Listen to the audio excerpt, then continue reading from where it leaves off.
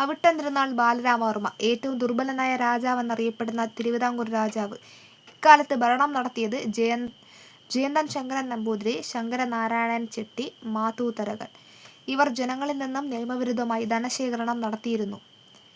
ഇതിനെതിരെ വേലുത്തമ്പി പ്രക്ഷോഭം നടത്തുകയും ആ പ്രക്ഷോഭം വിജയിക്കുകയും ചെയ്തു. തുടർന്ന് 1800 ബ്രിട്ടീഷ് പ്രസിഡന്റായ മെക്കോളയുടെ സമ്മതത്തോടെ വേലുത്തമ്പി തിരുവിതാംകൂർ ദിവാനായി.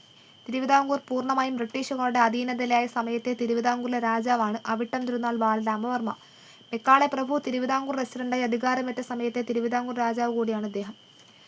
ബ്രിട്ടീഷുകാരുമായി സൈനിക സഹായ വ്യവസ്ഥയിൽ ഒപ്പുവെച്ച തിരുവിതാംകൂറിലെ രാജാവാണ് അവിട്ടം തിരുനാൾ ബാലരാമവർമ്മ. തിരുവിതാംകൂർ നായർ ബ്രിഗേഡിന്റെ അലവൻസ് കുറയ്ക്കാൻ തീരുമാനിച്ച വേലുത്തമ്പി ദളവയുടെ നീക്കത്തിനെതിരെ നടന്ന ലഹളയാണ് തിരുവിതാംകൂർ പട്ടാള ലഹള.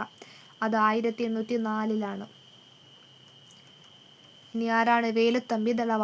വേലുത്തമ്പി ദളവ ജനിച്ചത് 1765 കന്യാകുമാരിയിലെ കൽക്കുളത്താണ്. വേലുത്തമ്പി ദളവയുടെ തറവാടിന്റെ പേരാണ് തലക്കുളത്ത് വീട്. വേലുത്തമ്പി ദളവയുടെ യഥാർത്ഥ നാമം വേലായുധൻ ചെമ്പകരാമൻ തമ്പി. വേലുത്തമ്പി ദളവ കുണ്ടറ വിളംബരം നടത്തിയത് 1809 ജനുവരി 11. കുണ്ടറ വിളംബരത്തിന് സാക്ഷ്യം വഹിച്ച ക്ഷേത്ര സന്നിധിയാണ് കുണ്ടറയിലെ ഇളമ്പന്നൂർ ക്ഷേത്രം. പത്തനംതിട്ടയിലെ മണ്ണടി ക്ഷേത്രത്തിൽ വെച്ച് വേലുത്തമ്പി ദളവ ആത്മഹത്യാഹം ചെയ്ത വർഷം 1809. വേലുത്തമ്പി ദളവയുടെ മൃതശരീരം ബ്രിട്ടീഷുകാർ കണ്ണമ്മൂലയിൽ പ്രദർശിപ്പിച്ചു. വേലുത്തമ്പി ദളവ മ്യൂസിയം സ്ഥിതി ചെയ്യുന്നത് മണ്ണടി, പത്തനംതിട്ട. വേലുത്തമ്പി ദളവയുടെ പ്രതിമ അനാച്ഛാദനം ചെയ്തിരിക്കുന്നത് സെക്രട്ടേറിയറ്റിനു മുന്നിൽ. വേലുത്തമ്പി ദളവയുടെ പേരിൽ സ്ഥാപിതമായ കോളേജ് സ്ഥിതി ചെയ്യുന്നത് ധനവച്ചപുരം. വേലുത്തമ്പി ദളവയുടെ വാൾ സൂക്ഷിച്ചിരിക്കുന്നത് നേപ്പിയർ മ്യൂസിയം, തിരുവനന്തപുരം. വേലുത്തമ്പി ദളവയുടെ ഭരണപരിഷ്കാരങ്ങൾ എന്തൊക്കെയാണെന്ന് നോക്കാം. കൊല്ലത്ത് ഹജൂർ കച്ചേരി സ്ഥാപിച്ചു. സഞ്ചരിക്കുന്ന കോടതികൾ സ്ഥാപിച്ചു. വേമ്പനാട്ടുകായലിലെ പ്രസിദ്ധമായ പാതിരാമണൽ ദ്വീപ് കൃഷിയോഗ്യമാക്കി. ചങ്ങനാശ്ശേരി, തലയോലപ്പറമ്പ്, ആലങ്ങാട് മുതലായ പ്രധാന കേന്ദ്രങ്ങളിൽ ആഴ്ച ചന്തകൾ ഏർപ്പെടുത്തി. ഇനി അടുത്ത് ഉമ്മണിത്തമ്പി. വേലുത്തമ്പി ദളവയ്ക്ക് ശേഷം ദിവാനായത് ഉമ്മണിത്തമ്പിയാണ്.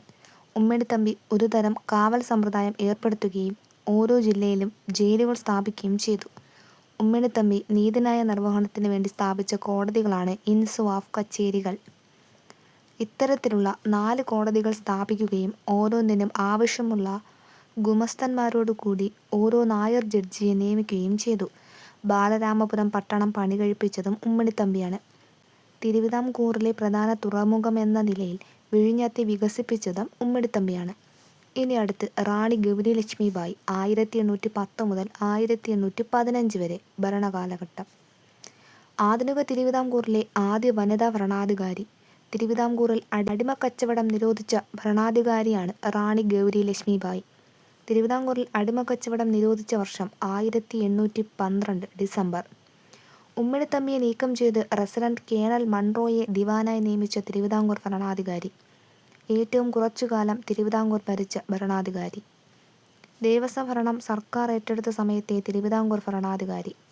1811 ദേവസ്വം ഭരണം സർക്കാർ ഏറ്റെടുക്കുന്നത്. 1811 സെപ്റ്റംബറിൽ.